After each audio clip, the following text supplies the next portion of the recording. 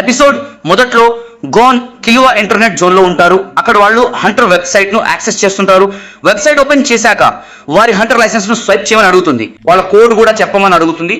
కిల్లువా అంటాడు, ఈ వెబ్సైట్ లో నీకు చాలా ఇన్ఫర్మేషన్ దొరుకుతుంది. ఎందుకంటే ప్రతిరోజు ప్రపంచం నలుమూలల నుండి హంటర్స్ అందరూ ఏదో ఒక ఇన్ఫర్మేషన్ ఇస్తూనే ఉంటారు. ఆ తర్వాత అతను కార్డ్ ని స్వైప్ చేసి తన కోడ్ ని ఎంటర్ చేస్తాడు. అప్పుడు అతనికి ఒక ఫోటో కనిపిస్తుంది. దానిలో బార్టెండర్ తన పైన క్రషర్ పెట్టి వాటిని క్లిక్ చేస్తాడు. క్లిక్ చేయగానే చాలా ఇన్ఫర్మేషన్ ఒకేసారి వస్తుంది. కిల్లువా అంటాడు, ఇప్పుడు నువ్వు గేమ్ సెక్షన్ లోకి వెళ్ళు. గేమ్ సెక్షన్ లో అతను గ్రిడ్ హెడ్ లైన్ ని కూడా కనుగొని దాన్ని క్లిక్ చేస్తాడు. క్లిక్ చేయగానే సమాచారం కోసం 20 మిలియన్లు అడుగుతుంది. వెంటనే గోన్ ఆ 20 మిలియన్లు డిపాజిట్ చేస్తాడు. తర్వాత ఏం జరుగుతుందో చూద్దాం. అకస్మాత్తుగా ఒక వెలుగు వస్తుంది, అది ఒక ఓరా. వీళ్ళిద్దరూ అకస్మాత్తుగా ఆ వెబ్సైట్ లోపల ఉంటారు. అప్పుడు గోన్ కి అర్థమవుతుంది ఈ వెబ్సైట్ లోకి నెన్ గురించి తెలిసిన వాళ్ళు మాత్రమే రాగలరు అని. బార్టెండర్ మాట్లాడటం మొదలు పెడతాడు. జాగ్రత్తగా వినండి అంటాడు. ఈ గేమ్ ని కొంతమంది నెన్ యూజర్స్ కలిసి తయారు చేశారు. దీనికి ఇప్పటి వరకు 100 కాపీలు ఉన్నాయి. అన్ని కాపీల్లోకి నెన్ యూజర్స్ మాత్రమే వెళ్ళగలరు. వాటిలో ఒక రకమైన నెన్ ఉపయోగించబడింది. ఆ తర్వాత అతను ఇంకా చెప్తాడు, నెన్ యూజర్ మాత్రమే ఈ గేమ్ ఆడగలడు. ఈ గేమ్ ని బయట నుండి ఆడలేరు. నువ్వు ఆన్ చేయగానే నువ్వు గేమ్ లోకి లాగబడతావు. నీ ఓరా, నీ బాడీ అన్ని లాగబడతాయి. నీ పూర్తి ఫిజికల్ బాడీ గేమ్ లోకి వెళ్ళి ఆడుతుంది. ఆ తర్వాత నువ్వు బ్రతికి ఉంటే ఈ కన్సోల్ నడుస్తూనే ఉంటుంది. ఎవరైనా ప్లగ్ తీసేసినా, దానిపై రాయి విసిరినా, లేదా కొండ కింద పడేసినా అది ఆగదు. ఆ కన్సోల్ ఎప్పుడూ ఆగదు. కానీ నువ్వు ఒకసారి చనిపోతే అప్పుడు ఆ కన్సోల్ ఆగిపోతుంది. ఆ తర్వాత బార్టెండర్ అంటాడు, ఒకసారి 50 మంది హంటర్లని గేమ్ లోకి పంపారు, ఇంకా ఎవరు బయటికి రాలేదు. అతను ఇదంతా చెప్తున్నప్పుడు డ్రింక్ కూడా తయారు చేస్తున్నాడు. ఆ డ్రింక్ చూసి గోన్ కి తాగాలనిపిస్తుంది. అతను చేయి చాపుతాడు, కానీ దాన్ని పట్టుకోలేడు. అంటే ఇదంతా మన బాడీ నిజంగా అక్కడికి వెళ్ళలేదు, బహుశా సోల్ మాత్రమే లోపలికి వెళ్ళి ఉంటుంది. ఆ తర్వాత బార్టెండర్ అంటాడు, ఇప్పుడు యోర్క్ సిటీలో జరగబోయే యాక్షన్ లో గ్రేట్ ఐలాండ్ కి సంబంధించిన 7 పీసెస్ ని అమ్ముతారు. స్టార్టింగ్ బిడ్ 8.9 బిలియన్లు ఉంటుంది. అది చాలా ఎక్కువ. ఇది చూసి కిల్లువా అంటాడు, అంత డబ్బు ఎక్కడి నుండి తెస్తాం? ఆ తర్వాత బార్టెండర్ అంటాడు, జీ ర్యాంక్ కి ఇంత డిఫికల్టీ ఉండాల్సిందే. నీ దగ్గర చాలా డబ్బు ఉంటే అప్పుడు నువ్వు దీన్ని సులభంగా కొనుక్కోవచ్చు. అంటే ఇక డబ్బు మాత్రమే ముఖ్యం. ఆ తర్వాత వీళ్ళిద్దరు వెబ్సైట్ నుండి బయటికి వస్తారు. గోన్ అడుగుతాడు, మనం ఆక్షన్కి వెళ్తున్నాం కదా. అప్పుడు కిల్లువా అంటాడు, బబ్బువా ఇక్కడ డబ్బు చాలా పెద్ద విషయం. 8.9 బిలియన్లు అంత సులభంగా ఎక్కడి నుండి వస్తాయి? ఆ తర్వాత గోన్ అంటాడు, మనం ఏదైనా వెబ్సైట్ లోకి వెళ్ళి కొన్ని ట్రెజర్స్ ని, అంటే విలువైన వస్తువులు కొని వాటిని ఆక్షన్ లో అమ్మేసి, ఆ తర్వాత అతను అంటాడు, మనం వేరు వెబ్సైట్లలోకి వెళ్ళి విలువైన వస్తువులను వెతికి వాటిని ఆక్షన్ లో అమ్మేసి చాలా డబ్బు సంపాదిద్దాం. దాంతో గ్రిడ్ ఐలాండ్ కాపీని కొనుక్కుందాం. అప్పుడు కిల్లువా అంటాడు, నువ్వు చెప్పింది నిజమే, మన దగ్గర ఇంకా 800 మిలియన్లు ఉన్నాయి, మిగిలి ఉన్నాయి. వాటిని ఎందుకు ఉపయోగించకూడదు? ఆన్లైన్ వెబ్సైట్ లోకి వెళ్ళి కొందాం. అప్పుడు మనం చూస్తాం వీళ్ళిద్దరూ అదే పనిలో పడతారు. కొంచెం సంతోషంగా కూడా ఉంటారు. అంటే బహుశా వీళ్ళు కొంచెం లాభం సంపాదించి ఉంటారు, అందుకే సంతోషంగా ఉంటారు. ఆ తర్వాత మనకు సాయంత్రం సీన్ చూపిస్తారు. అక్కడ గోన్ కిల్లువా కలిసి జ్యూస్ తాగుతూ ఉంటారు. అప్పుడే గోన్ అడుగుతాడు, ఇప్పుడు ఎంత డబ్బు మిగిలి ఉంది? కిల్లువా అంటాడు, వాళ్ళు 10 మిలియన్లు అంటే వాళ్ళ డబ్బు పోగొట్టుకున్నారు. వాళ్ళు వెళ్ళిన వెబ్సైట్లు నమ్మదగినవి కావు, అవి రిస్కీ వెబ్సైట్లు. వాళ్ళ డబ్బు తీసుకున్నాయి కానీ వాళ్ళకి ఏమీ ఇవ్వలేదు. అప్పుడు గాన్ అంటాడు, మనం రిస్కీ సైట్లకు వెళ్ళకూడదు అని. కిలో అంటాడు, రిస్కీ సైట్లకు వెళ్ళకపోతే లాభాలు ఎలా వస్తాయి? మొదట్లో నాకు చాలా మంచి లాభం వస్తుంది, కానీ అకస్మాత్తుగా మోసం జరిగింది. ఆ తర్వాత మనం కిలోవాన్ చూస్తాం. అతను సారా జుట్టు తీసుకుని వస్తాడు. అతనితో పాటు అతని స్నేహితులు కాదు, బాడీగార్డులు, తోటి బాడీగార్డులు అందరూ కూడా తమ సామాన్ తీసుకుని వస్తారు. దీనివల్ల ఆ ఇంటర్వ్యూయర్ వీళ్ళందరినీ హైర్ చేసుకుంటాడు. ఆ తర్వాత ఆ ఇంటర్వ్యూయర్ తన పేరు చెప్తాడు. అతని పేరు డాల్ జోలెన్. అతను హెడ్ బాడీగార్డ్. వీళ్ళందరూ ఇప్పుడు అతని కింద పని చేయబోతున్నారు. వాళ్ళ పని ఇప్పుడే మొదలవుతుంది. అతను వాళ్ళకి ప్లాన్ చెప్తాడు, వాళ్ళు ఏం చేయాలో అని చెప్తాడు. మా బాస్ ఇప్పుడు న్యూయార్క్ సిటీకి రాబోతున్నాడు. సిటీ ఎయిర్పోర్ట్ నుండి మా రూమ్ వరకు దాదాపు 90 నిమిషాల దూరం ఉంది. మీకు స్పెషల్ కార్లు ఇవ్వబడతాయి. ఆ కార్లో బాస్ కూడా ఉంటాడు. మీరు అతనితో పాటు రావాలి, మీరు అతన్ని రక్షించాలి. మీరు ఎవరిని ఏ ప్రశ్నలు అడగకూడదు. అప్పుడే కురాపికా అంటాడు, బాస్ పై ఎవరు దాడి చేస్తారో మీకు తెలుసా? ఆ తర్వాత డాల్ జోలెన్, మా బాస్ అండర్ వరల్డ్ నుండి వచ్చారు, అందుకే ఆయనకు లెక్కలేనంత మంది శత్రువులు ఉన్నారు. మీరు చేయాల్సింది బాస్ ను రక్షించడం మాత్రమే అని అంటాడు. కురాపికా అంటాడు, కానీ అది వాళ్ళ శత్రువులు ఎవరు, ఎలా ఉంటారు, లేదా ఎవరు దాడి చేయగలరు అని మనకు తెలిస్తే మనం ముందుగానే అప్రమత్తంగా ఉంటాం. ఆ తర్వాత డాల్ జోలెన్ చాలా కోపంగా అతనిపై అరుస్తూ అంటాడు, అయితే నువ్వేనా ఆ అమాయకుడు? నీ పేరే కురాపికా. నీ చెవులు తెరిచి విను. ఎవరైనా సరే, ఎలాగైనా సరే, ఏ ప్రదేశం నుండి అయినా సరే, ఏ విధంగా దాడి చేసినా నువ్వు వాళ్ళని ఆపాలి. అంతే నీ పని. వాళ్ళు ఎవరు ఏంటి అనేది నీకు తెలియాల్సిన అవసరం లేదు, ఎలాంటి సంబంధం లేదు. ఆ తర్వాత డాల్ జోలెన్ వీళ్ళందరినీ బాస్ దగ్గరికి తీసుకువెళ్తాడు. అక్కడ వెళ్తున్నప్పుడు బాస్ ఒక ఫిగర్ ను గమనించి ఇది చాలా రియలిస్టిక్ గా ఉంది అంటాడు. అప్పుడు డాల్ జోలెన్ ఇది నిజంగానే రియల్ అని చెప్తాడు. నీకంటే ముందు ఇతను బాడీగార్డ్ గా ఉండేవాడు. ఇతనికి ఎవరో తప్పుడు ఇన్ఫర్మేషన్ ఇచ్చారు. ఇతను తనని తాను చాలా స్మార్ట్ అనుకున్నాడు, మరి ఓవర్ స్మార్ట్ అయిపోయాడు. అందుకే ఇతనికి ఈ శిక్ష పడింది. మీలో ఎవరైనా ఇలా చేస్తే వాళ్ళకి కూడా ఇతనిలాగే శిక్ష పడుతుంది.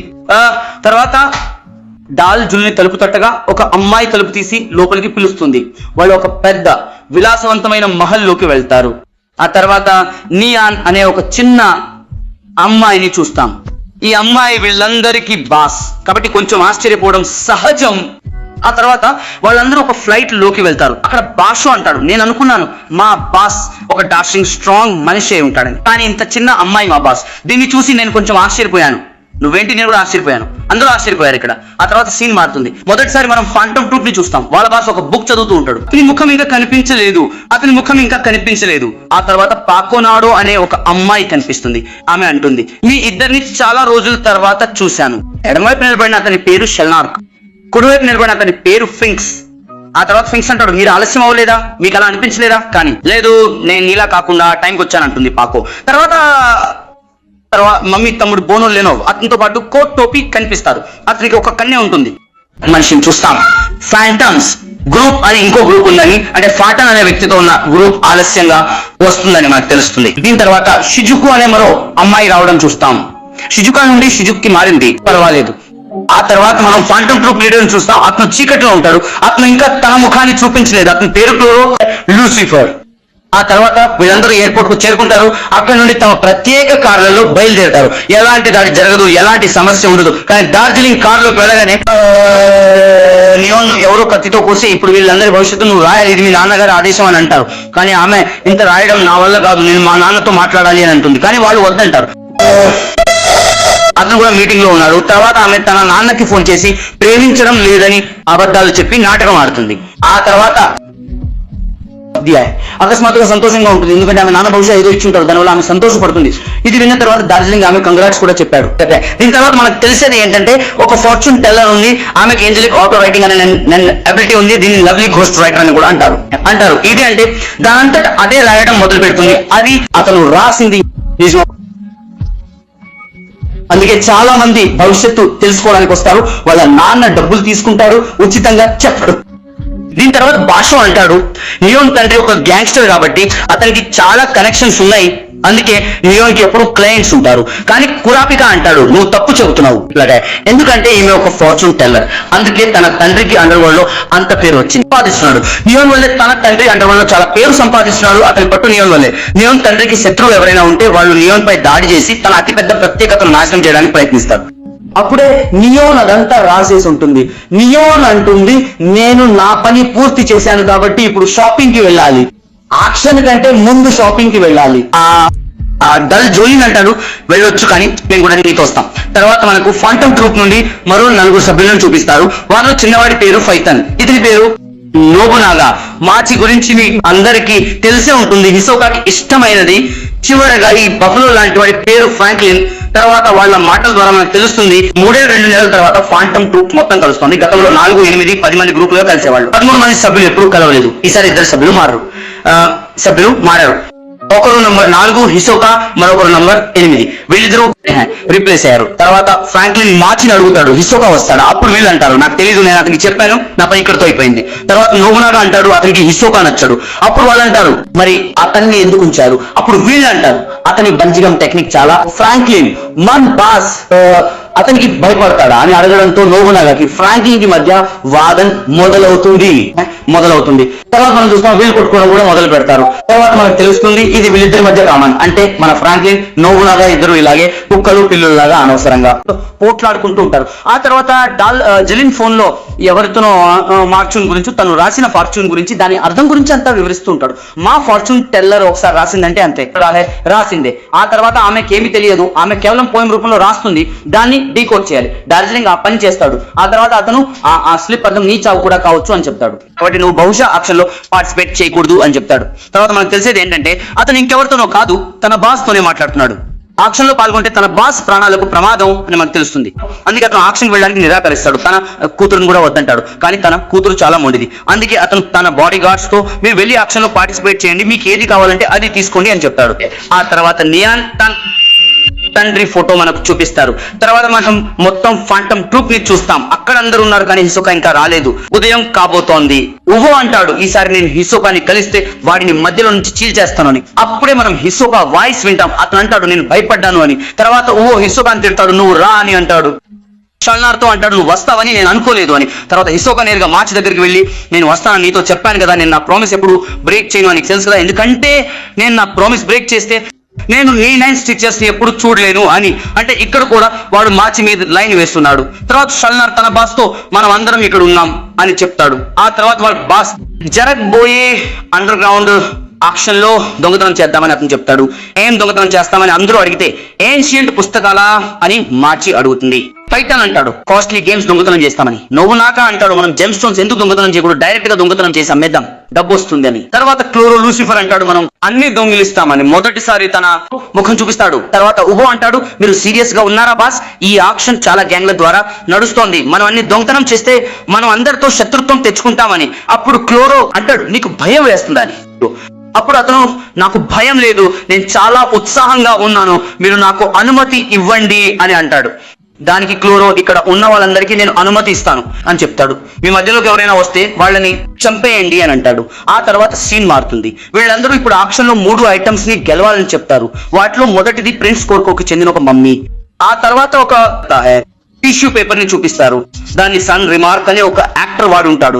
చివరికి కోటా క్లంచ్ కళ్ళు అంటే స్కార్లెట్ ఐస్ ఉంటాయి. వాటిని చూసి కురాపికాకి ఏదో అయినట్టు అనిపిస్తుంది. అతను ఏదో చేయాలనుకుంటాడు కానీ చేయలేడు. చాలా ప్రశాంతంగా ఉండటానికి ప్రయత్నిస్తాడు. కానీ మెలోడీ అతని హార్ట్ బీట్ ని బట్టి ఇదంతా అర్థం చేసుకుంటుంది. ఇక డబ్బు గురించి ఎలాంటి చింత అవసరం లేదు, ఎలాగైనా సరే ఇవన్నీ గెలవాలి అని అంటాడు. ఆ తర్వాత జాల్జులిన్ ఆప్షన్ మీద దాడి కూడా జరగవచ్చు, కానీ నీకు దానితో సంబంధం లేదు, నువ్వు కేవలం ఇవన్నీ గెలిచి ఇక్కడికి తీసుకురావాలి అని చెప్తాడు. ఆ తర్వాత మనం కురాపికాక్ ని చూస్తాం.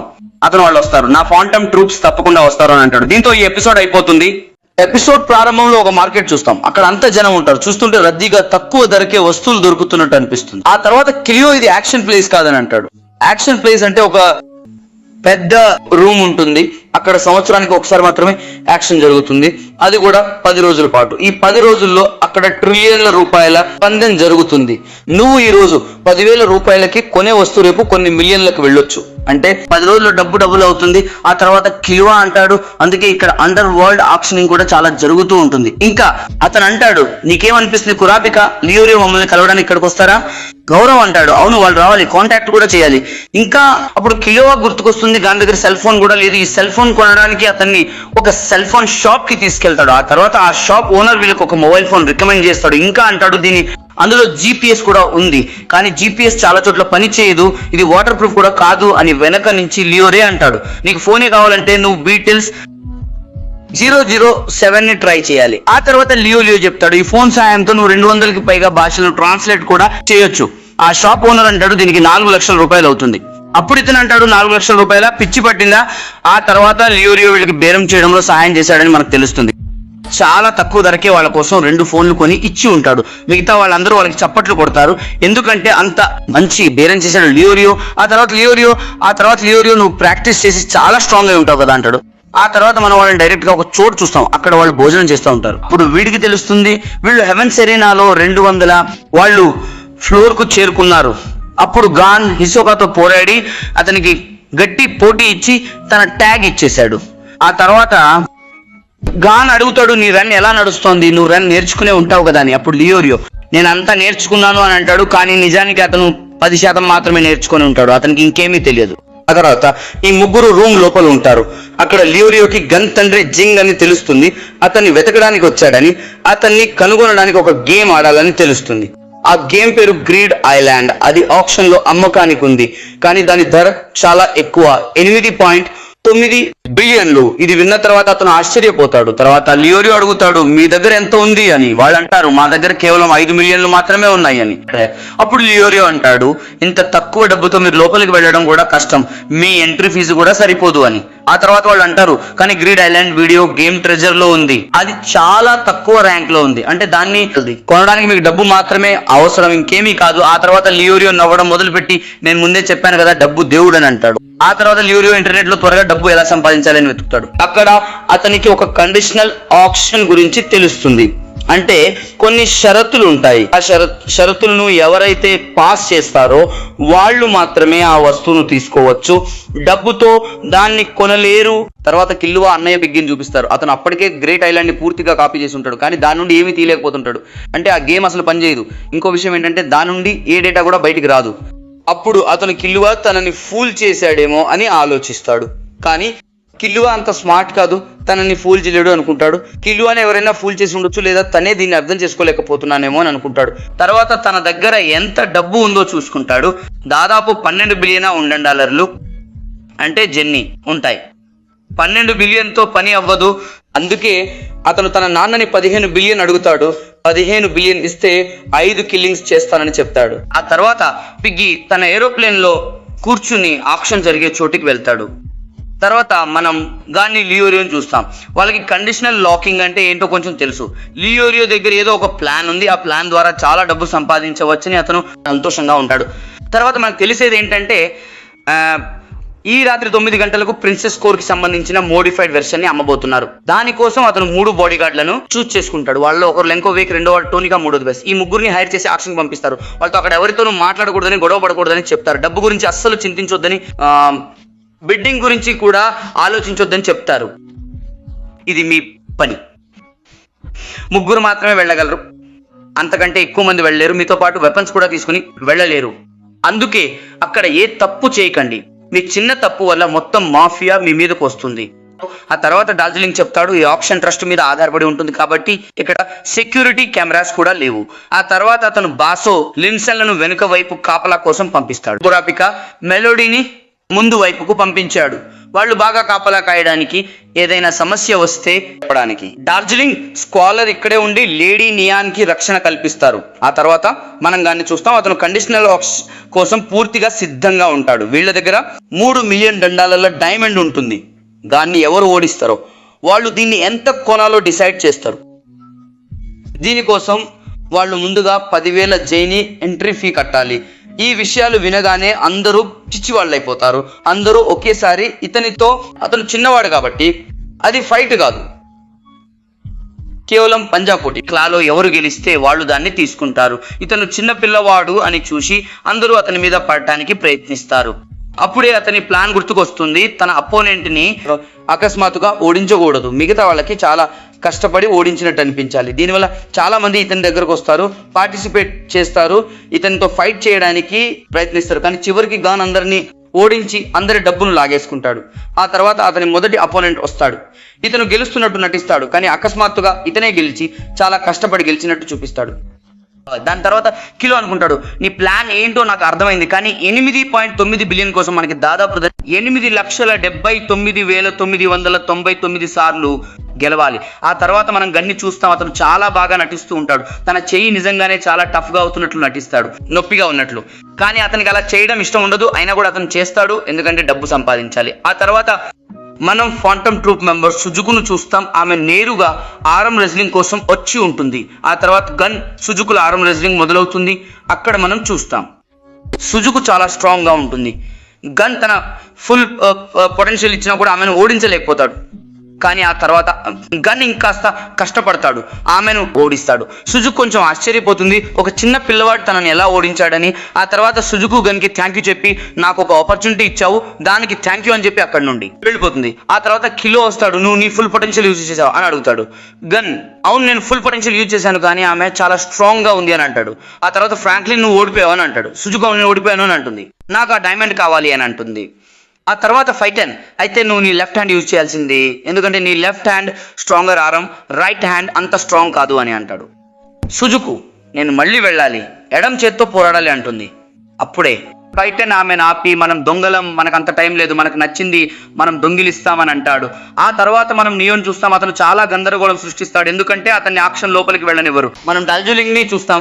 అతని తల మీద 2 కొమ్ములు వచ్చి ఉంటాయి, అంటే అంత గట్టిగా కొట్టి ఉంటారు. అతను తన యజమానికి ఫోన్ చేసి, యజమాని పరిస్థితి కంట్రోల్ తప్పిపోతుంది, మీరు రండి అని అంటాడు. ఆ తర్వాత అతను కూడా నేను ఇప్పుడే వస్తాను, ఆగు అని అంటాడు. ఆ తర్వాత మనం ట్రూప్ మెంబర్స్ని చూస్తాం. వాళ్ళు ఒక గ్యాస్ బెలూన్ ఉపయోగించి నేరుగా ఆక్షన్ లోపలికి వెళ్ళడానికి ప్రయత్నిస్తూ ఉంటారు. ఆ తర్వాత మనం ఫాంటమ్ ట్రూప్ బేస్ని చూస్తాం. అక్కడ హిషోకా ఒక కిటికీ దగ్గర కూర్చుని తన కార్డుని చూస్తూ ఉంటాడు. అతని దృష్టి నేరుగా వాళ్ళ బాస్ అంటే క్లోరో లూసిఫర్ మీద ఉంటుంది. క్లోరో లూసిఫర్ మీద దృష్టి పెట్టి ఉంటాడు. ఇక్కడ అతను బహుశా క్లోరోతో ఫైట్ చేయాలనుకుంటున్నాడు, కానీ క్లోరో ఫైట్ బంద్ చేయగా. ఆ తర్వాత మనం చూస్తాం కింద అతనితో పాటు మరికొందరు ఉంటారు. ఒకవేళ అతను క్లోరోతో ఫైట్ చేయడానికి ప్రయత్నిస్తే అందరూ కలిసి అతని పని పట్టేస్తారు, అతని పని అయిపోతుంది. అందుకే అతను ఇక్కడ ఫైట్ చేయడు, మౌనంగా అక్కడే కూర్చుని ఉంటాడు. ఆ తర్వాత మనం నియోన్ని చూస్తాం. తను చాలా అలసిపోయి నిద్రపోతుంది, ఎందుకంటే చాలా పని చేసి ఇల్లంతా పగలగొట్టింది కదా. అందుకే తను చాలా అలసిపోయి నిద్రపోయింది. ఆ తర్వాత మనం డాల్ జోలిన్ని చూస్తాం. లేగి వాడి తలకి గట్టిగా దెబ్బ తగలడంతో ఇంకా వాపు ఉంది. వాడు బాస్కి ఫోన్ చేసి ఆమె నిద్రపోతోంది, లేచాక ముందుకేస్తుంది అన్నాడు. తను వెళ్ళాలి అని పట్టుబడుతుంది. కాబట్టి మీరు ఇక్కడికి రావాలి అని చెప్తాడు. అప్పుడు వాడి యజమాని నేను వీలైనంత త్వరగా అక్కడికి ఠీకే వస్తున్నాను అంటాడు. తర్వాత మెలోడీ బైనాక్యులర్స్ తో అంతా సరిగ్గా ఉందో లేదో చూస్తుంది. తనకున్న గొప్ప వినికిడి శక్తితో అంతా సవ్యంగా ఉందని నిర్ధారించుకుంటుంది. అంతా సరిగ్గా ఉంది. అప్పుడే మనం పికాని చూస్తాం. వాడు ఫ్యాంటమ్ ట్రూప్ వస్తారని అనుకుంటాడు కదా. ఫ్యాంటమ్ ట్రూప్ గురించి ఆలోచించగానే వాడి గుండె చప్పుడు కొంచెం అసాధారణంగా మారుతుంది. దాన్ని మెలోడీ గమనిస్తుంది. నేను నిన్ను మొదటిసారి కలిసినప్పుడు నువ్వు దాటి వెళ్తున్నప్పుడు కూడా నీ హార్ట్ బీట్ సౌండ్ ఇలాగే ఉంది. నీకు ఇదంతా ఎందుకు జరుగుతుందో నేను తెలుసుకోవచ్చా? ఆ తర్వాత మెలోడీ మళ్ళీ అడుగుతుంది, నువ్వు కోటక్ క్లాన్స్ కళ్ళను చూసినప్పుడు నీ హార్ట్ బీట్ చాలా డిఫరెంట్గా అయిపోయింది. అది ఎందుకు జరిగిందో నేను తెలుసుకోవచ్చా? మరియు కుర్తా క్లాన్తో నీకున్న సంబంధం ఏమిటి? ఆ తర్వాత కురాపికా అంటాడు, నేను నీతో అబద్ధం చెప్పలేను, ఎందుకంటే నేను అబద్ధం చెప్పినా నువ్వు నన్ను పట్టుకుంటావు. ఆ తర్వాత తను ఒక కుర్తా అని చెప్తాడు. సాధారణంగా వీరి కళ్ళు బ్రౌన్ కలర్లో ఉంటాయి, కానీ ఎప్పుడైతే వీళ్ళు ఎక్సైట్ అవుతారో అప్పుడు వీరి కళ్ళు రెడ్ కలర్లోకి మారిపోతాయి. మరియు అతను చెప్తాడు తన సోదరుల కళ్ళను, అంటే కుర్తా క్లాన్ కళ్ళను కొంతమంది దొంగిలించారని. వాళ్ళు ఫాంటమ్ ట్రూప్స్. మరియు అతను వాళ్ళపై ప్రతీకారం తీర్చుకోవాలనుకుంటున్నాడు, ఆ కళ్ళను తిరిగి పొందాలనుకుంటున్నాడు. ఆ తర్వాత అతను అడుగుతాడు, నేను కుర్తా అని నువ్వు లాల్ జులిన్కి చెప్తావా? ఆ తర్వాత మెలోడీ అంటుంది, లేదు నేను చెప్పను, ఎందుకంటే నాకు చనిపోవాలని లేదు. ఆ తర్వాత కురాపికా అడుగుతాడు, నువ్వు ఇక్కడికి ఎందుకు వచ్చావు, నీ ఉద్దేశం ఏమిటి? అప్పుడు ఆమె అంటుంది, నేను నీతో అబద్ధం చెప్తే నువ్వు ఎలా తెలుసుకోగలవు? అప్పుడు అతను అంటాడు, నేను నీ కళ్ళను చూసి చెప్పగలను. ఆ తర్వాత మెలోడీ చెప్తుంది, తను ఒక మ్యూజిక్ హంటర్ అని. ఆమె ఒక మ్యూజిక్ గురించి తెలుసుకోవాలి, దాన్ని నాశనం చేయాలి.